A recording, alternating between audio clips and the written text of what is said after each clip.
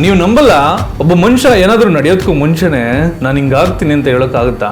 But Yash ಅವರು 2015ರಲ್ಲಿ SIIMA award ಇಸ್ಕೊಬೇಕಾದ್ರೆ stage ಮೇಲೆ ಒಂದು ಮಾತು ಹೇಳ್ತಾರೆ, guys watch out, Kannada industry ಬೇರೆ ಲೆವೆಲ್ಗೆ ಹೋಗುತ್ತೆ ಅಂತ. This is just a beginning, watch out guys, Kannada cinema ಬೇರೆ ಲೆವೆಲ್ಗೆ ಹೋಗುತ್ತೆ. ಅವ್ರು ಹೇಳ್ಬೇಕಾದ್ರೆ ಅವ್ರ ವಾಯ್ಸ್ ಅಲ್ಲಿ, ಅವ್ರ ಫೇಸ್ ಅಲ್ಲಿ, ಅವ್ರ ಬಾಡಿ ಲ್ಯಾಂಗ್ವೇಜ್ ಅಲ್ಲಿ ಒಂದು ಕಾನ್ಫಿಡೆನ್ಸ್ ಕಾಣುತ್ತೆ.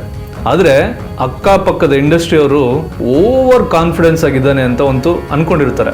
ಆಫ್ಟರ್ 3 years KGF ಚಾಪ್ಟರ್ 1 ಬರುತ್ತೆ, ಇಡೀ ಇಂಡಿಯಾನೇ ನಂದು ಅಂತ ರಾಕಿ ಬಾಯ್ ಹೇಳ್ತಾನೆ. ಇಂಡಿಯಾದಲ್ಲಿ ಇರೋರೆಲ್ಲ ರಾಕಿ ಬಾಯ್ ಅಂತ ಹೇಳ್ತಾರೆ. ಇದನ್ನೆಲ್ಲ ನೋಡ್ತಾ ಇದ್ರೆ ನನಗೆ ಆಶ್ಚರ್ಯ ಆಗೋದು ಅಂದ್ರೆ, ಒಬ್ಬ ಮನುಷ್ಯನ್ಗೆ ತನ್ನ ಮೇಲೆ, ತಾನು ಮಾಡೋ ಕೆಲ್ಸದ ಮೇಲೆ ಕಾನ್ಫಿಡೆನ್ಸ್ ಹೆಂಗಿರ್ಬೇಕು ಅಂದ್ರೆ ಹಿಂಗಿರ್ಬೇಕು ಅಂತ ಅನ್ಸುತ್ತೆ. ಯಶ್ ಅವರ ಫ್ಯಾಮಿಲಿ ಬ್ಯಾಕ್ಗ್ರೌಂಡ್ ಎಲ್ರಿಗೂ ಗೊತ್ತೇ ಇದೆ. ಯಶ್ ಅವ್ರ ತಂದೆ ಮೈಸೂರಲ್ಲಿ ಒಬ್ಬ ಬಸ್ ಡ್ರೈವರ್ ಆಗಿ ಕೆಲಸ ಮಾಡ್ತಿರ್ತಾರೆ. ಅವರು ಕೂಡ ಒಂದು ಮಿಡಲ್ ಕ್ಲಾಸ್ ಫ್ಯಾಮಿಲಿಯಿಂದ ಬಂದವರು. ಒಂದು ಸಣ್ಣ ಹಳ್ಳಿನಲ್ಲಿ ಎಲ್ಲೋ ಒಂದು ಮೂಲೆನಲ್ಲಿ ಕುತ್ಕೊಂಡು ನಾನು ಗಾಂಧಿನಗರಕ್ಕೆ ಹೋಗ್ತೀನಿ, ದೊಡ್ಡ ಸ್ಟಾರ್ ಆಗ್ತೀನಿ, ನಂದೊಂದು ಕಟ್ ಔಟ್ ನಿಲ್ಲಿಸ್ತೀನಿ ಅಂತ ಅವಾಗ್ಲೇ ಡ್ರೀಮ್ ಮಾಡಿದಂಥ ಹುಡುಗ ಯಶ್.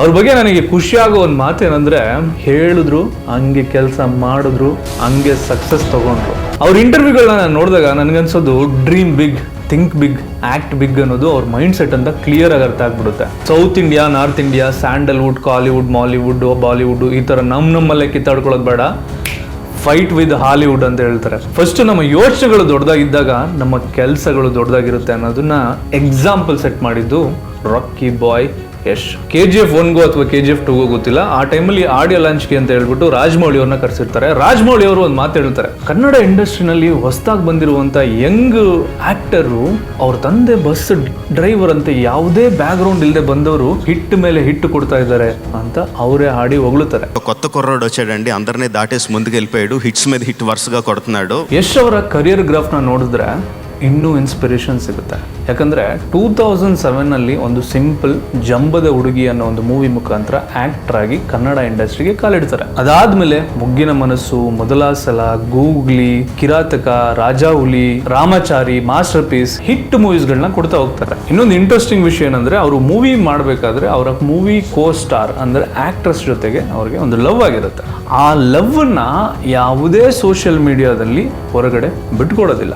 ಇವಾಗ ಒಬ್ರು ರಿಲೇಶನ್ಶಿಪ್ ಅಲ್ಲಿ ಇದ್ದಾರೆ ಅಥವಾ ಲವ್ ಮಾಡ್ತಾ ಇದ್ದಾರೆ ಅಂದ್ರೆ, my baby, my Sonu, my darling, ಹಂಗೆ ಹಿಂಗೆ ಅಂತ ಫೋಟೋಸ್ಗಳು ತುಂಬಾ ಸೋಷಿಯಲ್ ಮೀಡಿಯಾದಲ್ಲಿ ಇವಾಗ ಹರಿಯೋಕ್ ಬಿಡ್ತಾರೆ ಅವರ ಪರ್ಸನಲ್ ಲೈಫ್ನ. ಬಟ್ ಆವಾಗ ಒಂದು ಚೂರು ಕೂಡ ಕಾಂಟ್ರವರ್ಸಿ ಅನ್ನೋದು ಕೂಡ ಕ್ರಿಯೇಟೇ ಮಾಡಲಿಲ್ಲ, ಹೊರಗಡೆಗೆ ಇನ್ಫಾರ್ಮೇಶನ್ನೇ ಬಿಟ್ಕೊಡ್ಲಿಲ್ಲ. ಇನ್ಫ್ಯಾಕ್ಟ್ ಒಂದು ಸ್ಟೇಜ್ ಮೇಲೆ ರವಿಚಂದ್ರನ್ ಸರ್ ಹೇಳ್ತಾರೆ, ಯಾವಾಗ್ರಪ್ಪ ನಿಮ್ದು ಮದುವೆ, ಯಾವಾಗ್ರಪ್ಪ ಹೊರಗಡೆ ಹೇಳ್ಕೊಂತೀರಾ ಅಂತ. ಸೊ ಅದಾದ್ಮೇಲೆ ರಾಧಿಕಾ ಪಂಡಿತ್ ಜೊತೆಗೆ ಯಶ್ ಅವ್ರದ್ದು ಮದುವೆ ಆಗುತ್ತೆ. ಇದೇ ಪರ್ಫೆಕ್ಟ್ ಜೋಡಿ. They are like such A cute ಜೋಡಿ. KGF ಬರೋದಕ್ಕೂ ಮುಂಚೆ ಸ್ಯಾಂಡಲ್ವುಡ್ ಅಲ್ಲಿ ಒಂದು ಕನ್ನಡ ಮೂವಿ 100 crores ಬಿಸ್ನೆಸ್ ಮಾಡ್ತು ಅಂದ್ರೆ ಅದು ಗ್ರೇಟ್, ಅದನ್ನ ಮಾಡೋಕ್ಕೆ ಆಗೋದಿಲ್ಲ ಅಂತ ಪ್ರೊಡ್ಯೂಸರ್ಗಳೇ ಮೈಂಡ್ ಸೆಟ್ ಇಟ್ಕೊಂಡಿರುವಾಗ KGF 1, KGF 2 ಬರುತ್ತೆ. 100 ಅಲ್ಲ 1000 crores ಹೊಡೆಯುತ್ತೆ. ಇಂಡಿಯಾದ ಮೂಲೆ ಮೂಲೆಗಳಲ್ಲಿ ಕನ್ನಡ ಇಂಡಸ್ಟ್ರಿನ ಇಗ್ನೋರ್ ಮಾಡ್ತಿದ್ದಂಥ ಅಕ್ಕಪಕ್ಕದ ಇಂಡಸ್ಟ್ರಿಗಳು ತಿರುಗಿ ನೋಡ್ತಾರೆ, ರೆಸ್ಪೆಕ್ಟ್ ಕೂಡ ಕೊಡ್ತಾರೆ. ರಾಕಿಂಗ್ ಸ್ಟಾರ್ ಯಶ್ ಮತ್ತೆ ಅಪ್ಪು ಅವರ ಸ್ನೇಹ ಎಲ್ರಿಗೂ ಗೊತ್ತೇ ಇದೆ. ಯಶ್ ಅವ್ರ ಮೂವಿ ಸೆಟ್ಗೆ ಇವ್ರು ಹೋಗೋದು, ಅಪ್ಪು ಅವ್ರ ಮೂವಿ ಸೆಟ್ಗೆ ಯಶ್ ಅವ್ರು ಹೋಗೋದು, ಅದು ನಡೀತಾ ಇರುತ್ತೆ. ಎಷ್ಟೋ ಆಡಿಯೋ ಲಾಂಚ್ಗಳಲ್ಲಿ ಸ್ಟೇಜ್ ಮೇಲೆ ಡ್ಯಾನ್ಸ್ ಮಾಡಿದ್ದುಂಟು. ಇನ್ಫ್ಯಾಕ್ಟ್ ಅಪ್ಪು ಸರ್, ಶಿವಣ್ಣ ಅವರು ಮತ್ತೆ ಯಶ್ ಅವರು ಒಂದು ಸ್ಟೇಜ್ ಮೇಲೆ ಒಂದು ಡ್ಯಾನ್ಸ್ ಮಾಡ್ತಾರೆ. ಅದೇ ಲಾಸ್ಟ್ ನಾವು ಅಪ್ಪು ಸರ್ನ ಸ್ಟೇಜ್ ಮೇಲೆ ನೋಡಿದ್ದು ಅಂತ ನಾನು ಅನ್ಕೊಂತೀನಿ. ಸೊ ಇವಾಗ ಒಬ್ಬ ಬಸ್ ಡ್ರೈವರ್ ಮಗ ಇಂಡಸ್ಟ್ರಿಗೆ ಈ ಲೆವೆಲ್ ಬೆಳೀತಾ ಇದ್ದಾರೆ ಅಂತಂದಾಗ ಇವ್ರನ್ನ ಹೇಟ್ ಮಾಡೋರು ಯಾರಾದರೂ ಇರ್ತಾರಾ? ಖಂಡಿತ ಇಲ್ಲ ಪಾಪ, ಏನು ಇಲ್ಲದೆ ಬೆಳೆದಿದ್ದಾರೆ, ಇವ್ರನ್ನೆಲ್ಲ ಹೇಟ್ ಮಾಡೋರು ಏನಿರುತ್ತೆ, ಏನು ಸಮಸ್ಯೆಗಳಿರಲ್ಲ ಅಂತ ಕೆಲವ್ರು ಅನ್ಕೊಂಡಿರ್ತಾರೆ. But that's not true. Yash ಅವರು ಕೂಡ ತುಂಬ ಚಾಲೆಂಜಸ್ನ ಫೇಸ್ ಮಾಡಿದ್ದಾರೆ. ಒಂದ್ಸಲ ಮೈಸೂರಲ್ಲಿ ಮನಿ ವಿಷಯವಾಗಿ ಅಲಿಗೇಷನ್ ಆಗುತ್ತೆ, ಇನ್ನೊಂದ್ಸಲ ಹಾಸನಲ್ಲಿ ಯಾವುದೋ ಲ್ಯಾಂಡ್ ವಿಷಯವಾಗಿ ಅಲಿಗೇಷನ್ ಆಗುತ್ತೆ, ಇನ್ನೊಂದ್ಸಲ ಅವರ ಫ್ಯಾನ್ಸ್ಗಳು ಬರ್ಡೇನ ಸೆಲೆಬ್ರೇಟ್ ಮಾಡೋಕೆ ಹೋದಾಗ ಅವರು ಹುತಾತ್ಮರಾಗಿದ್ದು. ಈ ವಿಚಾರಗಳನ್ನ ಮೀಡಿಯಾ ಬೇರೆ ಆ್ಯಂಗಲಲ್ಲಿ ತೋರಿಸುತ್ತೆ. ಈ ಎಲ್ಲ ವಿಚಾರಗಳನ್ನ ಎದುರಿಸುವಂಥ, ಫೈಟ್ ಮಾಡುವಂಥ ಒಂದು ಆ್ಯಟಿಟ್ಯೂಡ್ ಯಶಲ್ಲಿ ಇದೆ.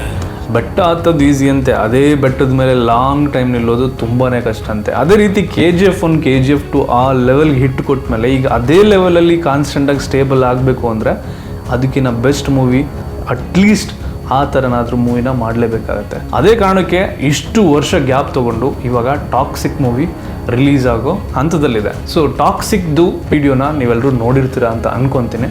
ಟಾಕ್ಸಿಕಲ್ಲಿ ಅವ್ರು ಹಾಕಿರುವಂಥ ಸೂಟು, ಹ್ಯಾಟು, ಅಲ್ಲಿ ತೋರಿಸಿರುವಂಥ ಸಿನಿಮ್ಯಾಟೋಗ್ರಫಿ ವರ್ಲ್ಡ್ ಕ್ಲಾಸ್ ಆಗಿದೆ. ಬರೀ ಪ್ಯಾನ್ ಇಂಡಿಯಾ ಅನ್ನೋ ಬೌಂಡ್ರಿಗಳನ್ನೆಲ್ಲ ಹೊಡೆದು ಪ್ಯಾನ್ ವರ್ಲ್ಡ್ ಲೆವೆಲ್ಗೆ ಕನ್ನಡ ಸಿನಿಮಾ ಹೋಗೋದು ನಮ್ಮೆಲ್ಲರ ಹೆಮ್ಮೆ. ಅದನ್ನೆಲ್ಲ ಖಂಡಿತ ಕನ್ನಡದವರು ಸಪೋರ್ಟ್ ಮಾಡ್ತಾರೆ ಅನ್ನೋದು ಆಬ್ವಿಯಸ್ಲಿ ಆಲ್ರೆಡಿ ಪ್ರೂವ್ ಆಗಿದೆ. ಕಾಂತಾರ ಮೂವಿನ ಎಲ್ಲಿಂದ ಎಲ್ಲಿ ಕರ್ಕೊಂಡು ಹೋದರು ಎಲ್ಲ ನಮ್ಮ ಕನ್ನಡದವರು. ಸೊ ಕಂಟೆಂಟ್ ಚೆನ್ನಾಗಿದ್ರೆ ಅದು ಎಂಥ ಮೂವಿ ಆಗಲಿ, ಸ್ಟಾರ್ಗಳು ಮಾಡಿರಲಿ, ಸ್ಟಾರ್ ಇಲ್ಲದೇ ಇರೋರು ಮಾಡಿರಲಿ, ಆ ಮೂವಿನ ಖಂಡಿತ ಗೆಲ್ಲಿಸ್ತಾರೆ. That is already proven. ಇನ್ನೊಂದು ವಿಷಯ ನಾನು ಹೇಳಬೇಕು, ನಮ್ಮ ಕನ್ನಡ ಇಂಡಸ್ಟ್ರಿನಲ್ಲಿ ಸ್ಟಾರ್ ಹೀರೋಗಳಿರೋದು ತುಂಬಾನೇ ಕಮ್ಮಿ, ಒಳ್ಳೆ ಡೈರೆಕ್ಟರ್ಗಳಿರೋದು ತುಂಬಾನೇ ಕಮ್ಮಿ. ನಮ್ಮೊಳಗೆ ನಾವೇ ಕಿತ್ತಾಡ್ಕೊತಾ ಇದ್ರೆ ಅದು ನಮಗೆ ಒಳ್ಳೇದಲ್ಲ.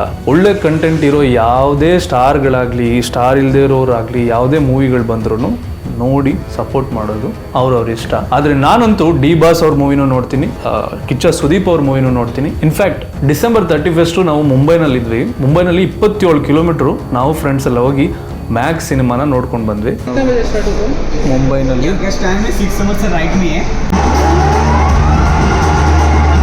ತುಂಬ ಚೆನ್ನಾಗಿತ್ತು. ಬೆಸ್ಟ್ ಕಂಟೆಂಟ್ ಅಥವಾ ಎಂಟರ್ಟೈನ್ಮೆಂಟ್ ಇರುವಂಥ ಯಾವುದೇ ಮೂವಿ ಬಂದ್ರೂ ನಾವು ನೋಡ್ತೀವಿ, ಸಪೋರ್ಟ್ ಮಾಡ್ತೀವಿ ಅಷ್ಟೇ. ಆ್ಯಂಡ್ ಯಾವುದೋ ಒಬ್ಬ ಹೀರೋನ ನೀವು ಇಷ್ಟಪಡ್ತಾ ಇದ್ದೀರ ಅನ್ನೋ ಕಾರಣಕ್ಕೆ ಇನ್ನೊಬ್ಬ ಹೀರೋನ ನೀವು ಹೇಟ್ ಮಾಡ್ತಾ ಇದ್ದೀರಾ ಅಂತ ಏನಿಲ್ಲ. ಒಬ್ರನ್ನ ನೀವು ಪ್ರೀತಿಸ್ತಾ ಇದ್ದೀರ ಅನ್ನೋ ಕಾರಣಕ್ಕೆ ಇನ್ನೊಬ್ರನ್ನ ದ್ವೇಷಿಸ್ತಾ ಇದ್ದೀರಿ ಅನ್ನೋ ಏನು ಅರ್ಥನೇ ಇಲ್ಲ. ಕೆಲವು ಅಲ್ಲಲ್ಲೇ ಸ್ಪಾರ್ಕ್ಗಳು ಉಟ್ಕೊಳ್ತವೆ, ದಟ್ ಈಸ್ ಫೈನ್, ಅದು ಹಂಗೆ ಹೋಗ್ಬಿಡ್ತವೆ. ದಟ್ಸ್ ಆಲ್ ಅಬೌಟ್ ಯಶ್ ಅವ್ರಿಗೆ ಬಿಲೇಟೆಡ್ ಹ್ಯಾಪಿ ಬರ್ಡೇ. ನಮ್ಮ ಕನ್ನಡ ಸಿನಿಮಾನ ಇದೇ ರೀತಿ ಇನ್ನೂ ಉತ್ತುಂಗಕ್ಕೆ ಕರ್ಕೊಂಡು ಹೋಗ್ತಾ ಇರಲಿ. ಎಲ್ಲ ಆ್ಯಕ್ಟರ್ಗಳಿಗೂ ಒಳ್ಳೊಳ್ಳೆ ಕಂಟೆಂಟ್ ಸಿಗುವಂಥ ಡೈರೆಕ್ಟರ್ಗಳು ಬರಲಿ, ಇನ್ನೂ ಒಳ್ಳೊಳ್ಳೆ ಮೂವೀಸ್ಗಳನ್ನ ಮಾಡಲಿ, ನಮ್ಮನ್ನೆಲ್ಲ ಮನರಂಜಿಸಲಿ ಅಷ್ಟೇ.